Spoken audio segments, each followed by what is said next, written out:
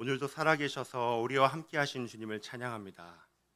우리가 예수로 충만하기 원합니다. 예수만 바라보고 예수의 말씀이 우리 안에 가득하길 원합니다.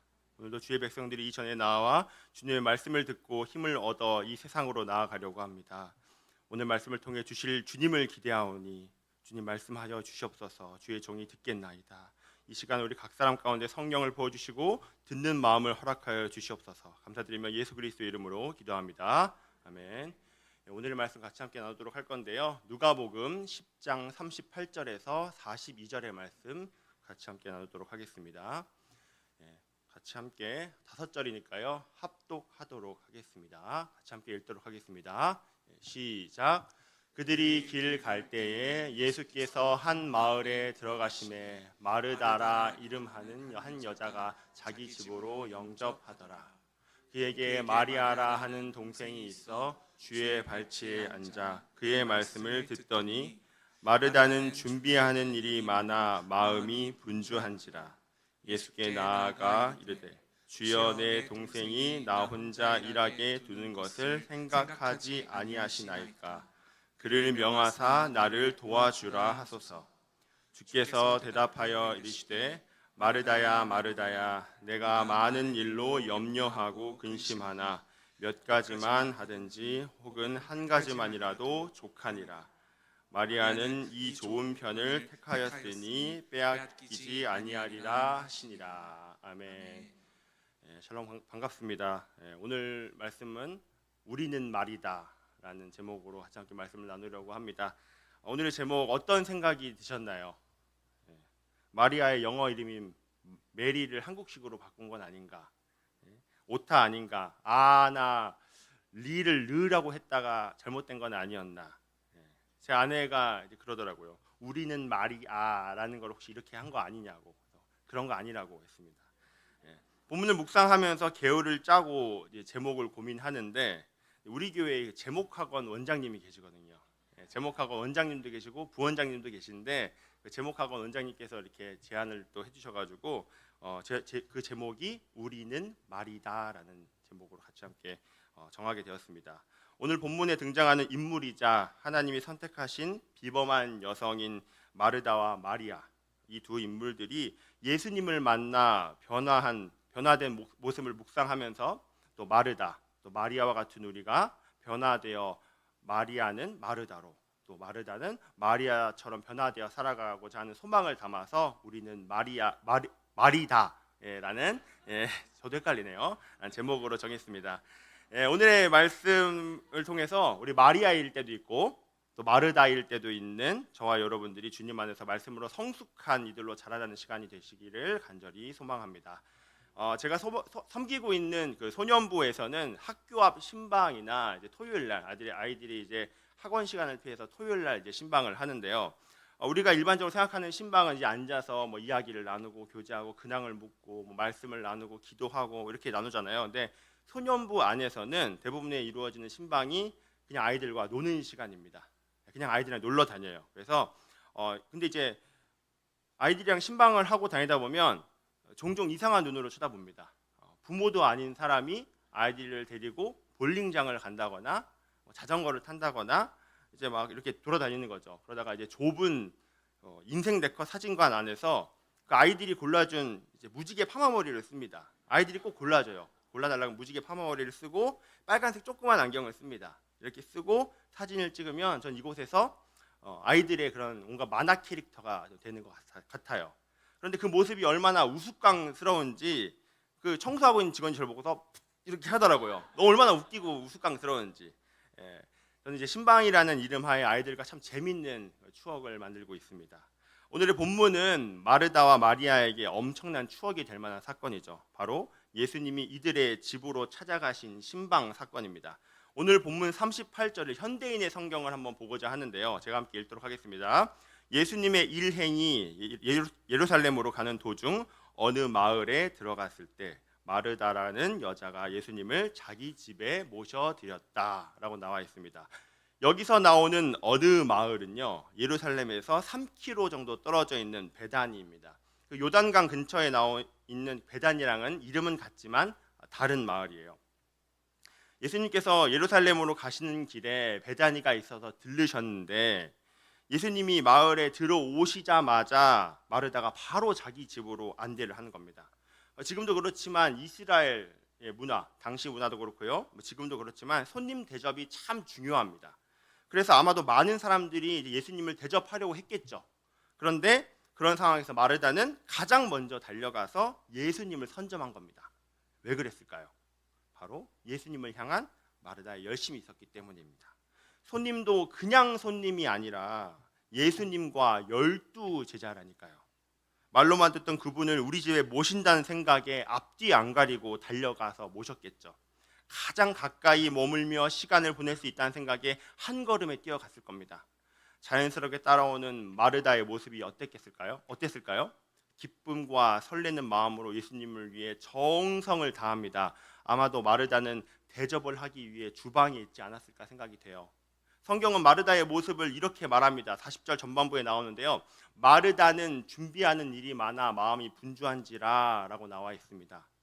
집에 있는 모든 것을 다 꺼내서 준비를 했겠죠. 정신없이 준비했을 겁니다. 게다가 남자 13명이 집에 온다고 생각해 보세요.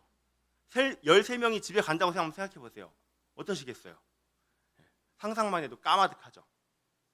준비할 것이 당연히 많았겠죠. 그래서 마르다는 열심히 준비합니다.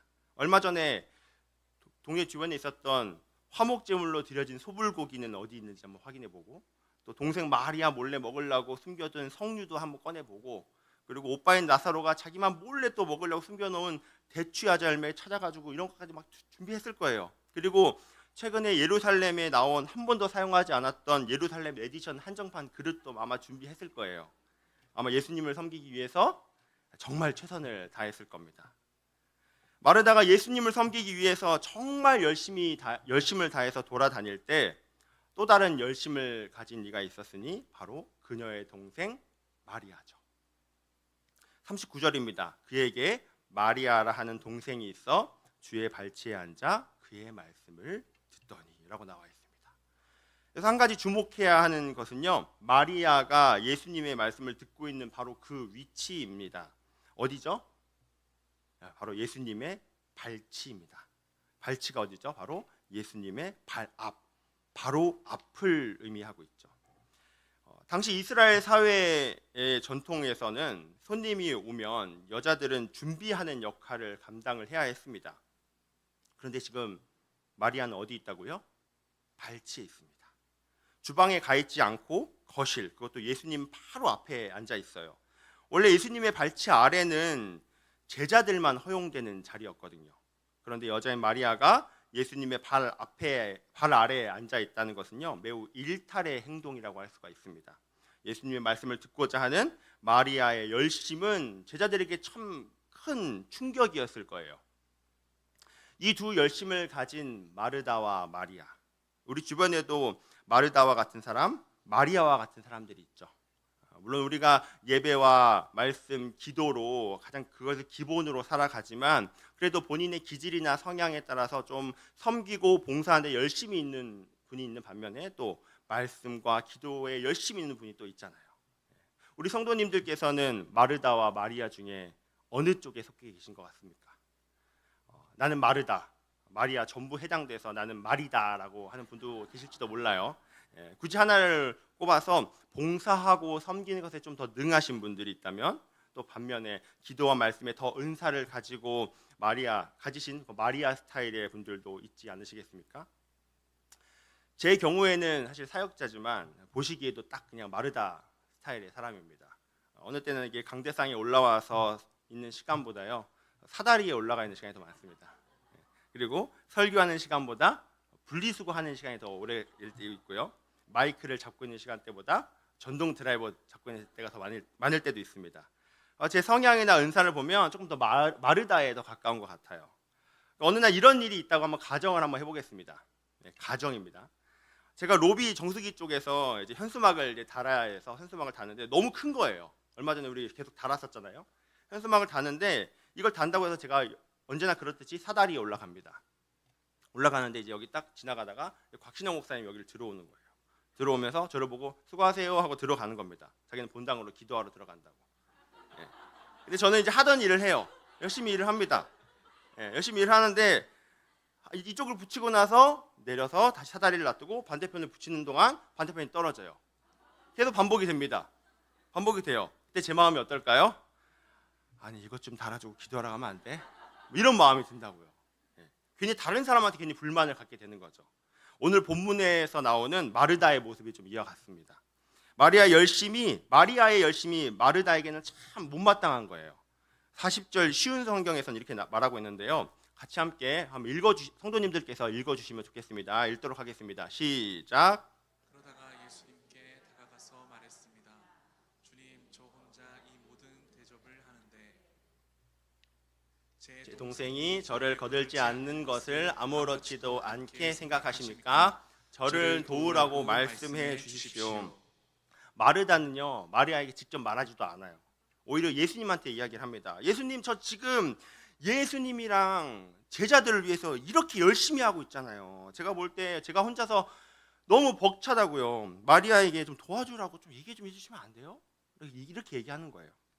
근데 제가 볼 때는요, 마르다 요청은 충분히 할 수 있는 요청이라고 생각이 됩니다. 모두를 위해서 봉사하는데 혼자서만 준비하는 것보다 힘을 합쳐서 준비하면 더 좋잖아요. 현수막 다는 것처럼. 하지만 이건 가정이었어요. 하지만 예수님은 오히려 마리아를 두둔하십니다. 41절입니다. 주께서 대답하여 이르시되 마르다야 마르다야 내가 많은 일로 염려하고 근심하나 몇 가지만 하든지 혹은 한 가지만이라도 족하니라. 마리아는 이 좋은 편을 택하였으니 빼앗기지 아니하리라 하시니라 라고 말씀을 하십니다. 예수님이 마르다를 지적하신 것은 무엇이었을까요? 한 가지만 준비해야 되는데 많이 준비해서 지적을 받은 걸까요? 결론부터 말하자면요, 마르다는 예수님을 섬기겠다고 하면서 정작 섬겨야 할 예수님을 잃어버리고 만 것입니다. 마르다는 베다니에 들어오신 예수님을 얼른 먼저 가서 모셔오고 섬기고자 준비를 했는데 시간이 지나면서 정작 가장 중요한 예수님은 보지 못하고 다른 것을 바라보게 되었던 거죠. 사실 사역자인 저는 사역하면서 제 자신에게 주의를 주는 부분이 항상 경각심을 가지고 있는 부분이 바로 이 부분입니다. 나의 삶을 주님께 바친다고 해서 다시 신학교에 들어가서 공부하고 사역의 자리에서 주를 섬기겠다고 하는데 시간이 지나면서 주님을 바라보고 주님을 의지해야 하는데 그것이 아니라 주님이 아닌 다른 것을 보게 될까 봐, 주님이 아닌 다른 것을 보게 될까 봐 가장 경계하고 근신합니다. 제가 과거 주일학교 교사를 할 때요, 오늘의 본문에 나온 마르다와 같은 모습이 사실 저의 모습이었거든요. 제가 제주도에 살면서 이 먼 타지에서 아이들을 섬길 수 있는 것에 감사하면서 중등부 교사를 하게 되었는데 아마 중등부 교사분들은 많이 공감하실 거예요. AI와 같은 우리 아이들의 답변들, 네, 아니요, 네, 이런 답변들. 그리고 제가 당시에 주 6일 근무, 아직 새벽부터 나와서 저녁에 들어온 주 6일 근무를 했었는데 그 주 6일 근무의 피로함으로 점점 처음에 감사와 기쁨을 잃어버리게 되는 겁니다. 어느 순간 나의 모습에서 아이들을 향한 사랑의 마음보다 나 이렇게 주 6일 근무하면서 봉사하고 있다고, 나 너무 힘들다고 하는 모습을 발견하게 되는 거죠. 그러면서 자연스럽게 익숙함과 얼마 있지도 않은 경험에 의해 타성에 젖어 열심히 사라져버린 저의 모습을 발견하게 되었습니다. 오늘 본문 말씀은요, 우리가 무엇을 하든지 우리가 어디로 향해야 하는지를 말씀을 해주고 계십니다. 가장 먼저로는요, 첫 번째, 우리의 중심이 주방에서 발치로 향해야 한다고 말씀을 하고 계십니다. 주방에서 구첩 반상을 준비하고 있다 하더라도요, 거실 바닥이 윤이 날 때까지 대청소를 한다 하더라도요, 내가 교회에서 수많은 봉사와 섬김을 한다 하더라도 나의 중심이 주님이 계신 발치로 향해야 한다는 것입니다. 사역자가 되고 나서 보니까요, 사역을 해보니까 모든 것이 다 사역이 되는 거예요. 너무 감사했습니다. 인생 네컷에서 무지개 파마머리를 쓰고 우스꽝 사진을 찍어도 이게 사역인 거예요. 그리고요, 커피에서 차 마시고 이야기를 나누어도 사역이었고요. 우리 가을에 우리 시니어 형제 자매님들이랑 단풍놀이 가는 것도 사역이 되고요. 또 교회에 있는 냉장고에 얼음을 얼려도, 또 교회에서 파리를 잡고 다녀도 다 사역이 되는 거예요. 심지어는요, 화요일 저녁에 족구를 하다 다쳐도요, 사역하다 다쳤다고 그랬거든요. 정말 살아가는 그 모든 것이 사역이 될 수 있다는 생각을 하게 됐습니다. 그런데요, 나의 중심이 나의 중심이, 나의 마음이 주님께로 향해져 있지 않으면 저는 그냥 무지개 파마머리를 쓴 무자격 보육교사고요. 저는 강단에 올라간 그냥 무자격자 선동꾼에 불과하고요. 저는 아이들이 놀기에 바쁜 나이 많은 그냥 한량일 뿐이고요. 저는 사람들의 이야기 듣는 그 무자격자 상담가일 뿐이고요. 저는 그 문월드 A동 3층 건물 관리인이고요. 저는 혼자서 뛰다가 종아리 근육이 찢어진 어설픈 아저씨에 불과합니다. 우리 중심이 하나님께서 향해 하는, 우리 중심이 하나님께 향해 하는 이유가 바로 이거예요. 저는 주님 아니면 그냥 아무것도 아닌 존재라는 겁니다. 제가 주님께로 향해져 있지 않으면 누가 저를 교회의 부교육자로 써주겠습니까? 하지만 우리의 중심이 하나님께 향하려고 해도 자꾸만 중심이 가지 못하게 막는 것들이 있죠. 40절에 이렇게 말하고 있습니다. 마르다는 준비하는 일이 많아 마음이 분주한지라 예수께 나아가 이르되 주여 내 동생이 나 혼자 일하게 두는 것 생각하지 아니하시나이까. 그를 명하사 나를 도와주라 하소서. 무엇인가요? 바로 주방에 있는 내가 하나님께 가는 그 시야를 방해하고 있습니다. 나의 익숙함과 기준이 하나님께 향하는 것을 막고 있어요. 마르단 주방에서 열심히 준비합니다. 화목제물로 드려진 소불고기 준비해야지, 잘 까지지도 않는 석류 까야지, 숨겨놓은 대추야자 찾아야지, 바닥도 닦아야지, 그릇도 챙겨야지. 그런데 예수님을 위해 많이 준비한 그 마음을 비난할 수가 있을까요? 그 마음 얼마나 귀해요. 저라도 예수님 오시면 그렇게 할 것 같거든요. 그런데 마르다가 예수님을 바라보지 못하게 한 것은요, 바로 섬기고 있는 나에 집중했기 때문입니다. 섬기고 있는 이유를 잃어버리고 섬기는 나에 매몰되어 버린 거죠. 너무나도 귀한 예수님을 위해서 많은 것들을 준비했는데 오히려 이것이 이 마르다가 예수님을 바라보지 못하게 했어요. 이 정도는 섬겨야 된다라는 나의 경험과 기준이 예수님을 바라보지 못하겠어요. 마르다의 눈이 자신을 분주하게 만들었던 거죠. 그래 놓고선 예수님한테 이러는 거죠. 제가 예수님을 섬기기 위해서 이렇게 열심히 하고 있다고요. 주방에 있는 나 좀 봐달라고요. 라고 외치는 겁니다. 이스라엘 백성들이 가나안 광야 생활을 하고 가나안을 앞두고 가데스 바네아에서 무엇을 했습니까? 가나안 땅 정탐을 갔어요. 10명의 정 갔다고. 안 된다고. 절대 안 된다고. 이렇게 말했어요. 10명의 정탐꾼들은 왜 안 된다고 그랬을까요? 나를 바라보니까 안 되는 거였던 거예요. 나를. 내가 해야 되니까 참 분주한 거죠. 쳐들어가야 하는 동선 생각해야 되죠. 공격 방식, 무기, 작전 등 준비해야 될 게 너무 많은 거예요. 나를 바라보니까 분주해지는 거죠. 그런데 여호수아와 갈렙은 뭐라고 했나요? 된다고. 무조건 된다고. 이 둘은 다른 거 생각 안 했어요. 왜냐하면 하나님만 바라보니까요. 하나님만 바라보니까 지금까지 하나님이 역사하신 기적들이 보이는 거죠. 홍해를 가르시고 쓴물을 단물로 바꾸시고 손을 들면 전쟁에서 이기는 것들이 떠오르는 거죠. 하나님이 하시는데 이들이 분주할 게 뭐가 있나요? 나를 보지 않고 하나님을 보니까 그들은 우리의 밥이 되는 거죠. 제가 제주도에서 주일학교 봉사를 하면서 저는 저에게 은혜를 주실 하나님을 바라본 것이 아니라요, 주 6일 근무하고 피곤한 나를 바라보니까 더 힘들었던 겁니다. AI와 같은 아이들이 내 말을 듣지 않아 라고 하면서 나에게 집중을 하니까 그래서 힘들었던 거예요. 여호수아와 갈렙이 자신을 보지 않고 하나님을 보았던 것처럼 예수님은 마르다에게 나를 보라고, 나만 봐도 괜찮다고 말씀하시는 겁니다. 41절 42절 다 같이 함께 읽도록 하겠는데요. 같이 함께 읽도록 하겠습니다. 시작. 주께서 대답하여 이르시되 마르다야 마르다야 네가 많은 일로 염려하고 근심하나 몇 가지만 하든지 혹은 한 가지만이라도 족하니라. 마리아는 이 좋은 편을 택하였으니 빼앗기지 아니하리라 하시니라. 나 어제 그냥 먹다 남은 빵 한 조각이라도 괜찮다고, 그냥 바닥 닦지 않아도 괜찮다고, 우리 12제자들 발 닦을 물 준비 안 해도 된다고, 너의 시선을 주방에 가둬두지 말고 거실에 있는 나를 좀 바라보라고 말씀을 하시는 겁니다. 주방에 있는 내가 예수님을 바라보는데 방해가 또 되는가 하면요, 또 다른 것, 어떤 것이 예수님을 바라보는데 방해가 되냐면 두 번째로는 발치에 있는 너입니다. 발치에 있는 너와 비교할 때 예수님을 바라보는데 방해가 돼요. 39절입니다. 그에게 마리아라 하는 동생이 있어 주의 발치에 앉아 그의 말씀을 듣더니, 마르다는 자신이 섬기고 있는 주방에서 예수님의 발치에 앉아 있는 마리아를 봅니다. 난 이렇게 분주하게 움직이고 있는데 어디 동생이 주방에서 나의 눈은 바삐 움직이고 있는데 발치에 서곳이 앉아서 예수님만 바라보고 있는 너의 눈.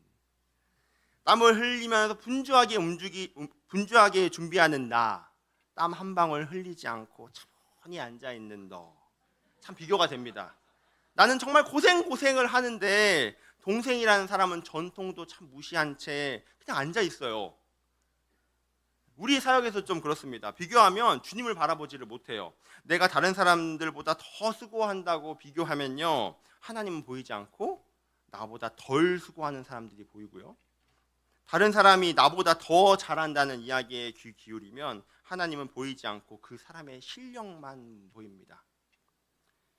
가인과 아벨의 예배에서 우리는 무엇을 볼 수 있을까요? 하나님이 가인의 예배를 받지 않으신 이유가 무엇일까요? 예배를 받지 않으신 이유가 무엇일까요?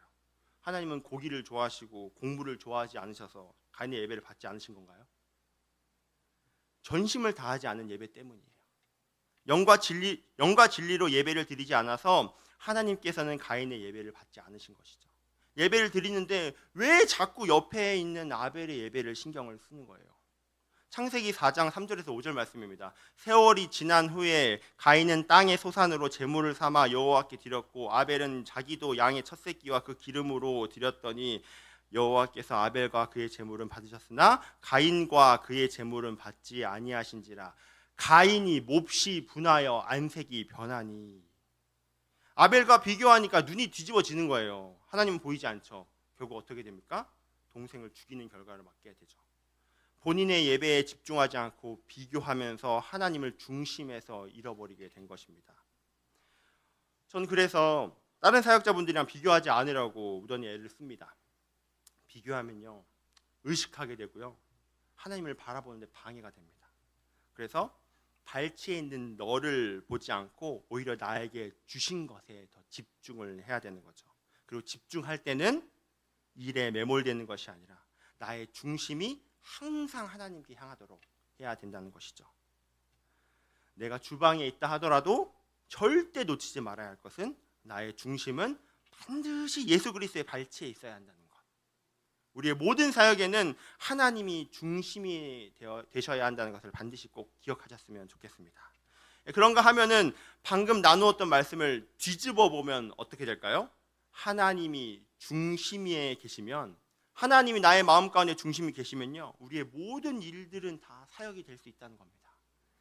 우스꽝스러운 사진을 찍어도 저로 인해 아이들이 재미있고요, 이 교회에 한 번이라도 더 나올 수 있다면 이보다 귀한 사역이 어디 있겠어요? 그리고 무더운 여름 누군가 시원한 얼음물 한 잔 마시러 이 교회에 발을 들일 수 있다면, 조금 더 쾌적한 환경에서 교회에 머물러 말씀과 기도의 시간을 갖는다면 얼음을 얼리고 벌레를 잡는 그 모든 것들은 사역이 되는 거죠. 그리고 주 안에서 운동을 통해서 건강한 성도의 교제로 영육이 강건해진다면 족구는 너무나도 귀한 사역이죠. 카페에서 그냥 차 마시고 이야기를 나누는 것이 아니라 하나님이 우리 가운데 어떻게 역사하시고 힘들고 어려운 상황에 처해 있는 이에게 하나님의 위로를 전한다면 이 카페는 교회가 되는 겁니다. 하나님을 중심에 두고 모든 것에 임한다면 그 모든 것이 사역이 될 수 있다는 거죠. 하나님이 중심에 있다면 사진관이, 운동장이, 또 카페가, 그리고 그 어떠한 공간이 다 교회가 되는 것이죠. 그래서 우리의 중심이 이제 주방에서 발치로 갔다면요, 사실 여기서만 머물러서는 안 됩니다.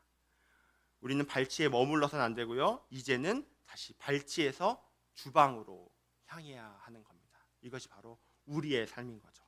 지금까지는 마르다의 모습에서만 말씀을 보았었는데요, 그렇다면 마리아는 어떤가요? 예수님의 발치에서만 계속 있어야 하는 걸까요? 예수님은 마르다와 마리아의 집에서 떠나실 것이죠. 떠나셨고요. 마리아가 예수님의 발치 아래에서 말씀을 듣는 편을 택한 것은 좋은 거지만 그게 맞아요. 맞지만 우리 주님께서 우리에게 원하시는 삶은 발치에서의 삶이 아니라 우리가 실제로 살아가는 주방에서의 삶입니다. 사실 하나님은 발치 아래에서 우리를 충전해 주시죠. 하나님 반드시 먼저 발치에서 은혜를 경험하게 하신 후에 사역의 현장인 주방으로 나가도록 하십니다. 엘리야가 시내산에서 3가지의 사명을 받기 전에 하나님께서는 친히 로뎀나무라는 발치 아래에서 먹이시고 회복하게 하셨죠. 그리고 사울이 예수님을 만나 눈이 멀어버린 후 본격적으로 복음의 수호자 바울이 되기 전에 아나니아를 통해 눈을 치유해 주시고 세례를 받게 하시고 음식을 먹고 강건케 하신 후에 사역의 현장으로 나가도록 하셨습니다. 저도 그랬습니다. 사역의 현장으로 나가기 전에요, 먼저 분당 우리 교회라는 주님의 발치에서 주님이 충전을 시켜주셨어요. 말씀으로 또 예배로 주님의 발치 아래서 마음껏 충전을 할 수 있도록 해주셨어요. 그런데 우리는 그냥 충전만 받는 존재가 아니잖아요. 그런 존재가 아닙니다.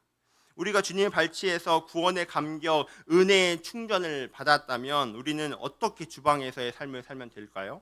고린도전서 12장 4절에서 7절 말씀인데요, 우리 성도님들께서 읽어주시도록 하겠습니다. 시작. 은사는 여러 가지나 성령은 같고 직분은 여러 가지나 주는 같으며 또 사역은 여러 가지나 모든 것을 모든 사람 가운데서 이루시는 하나님은 같으니 각 사람에게 성령을 나타내심은 유익하게 하려 하십니다. 아멘. 타인을 유익하게 하는 삶이 바로 발치에서 주방으로의 삶입니다.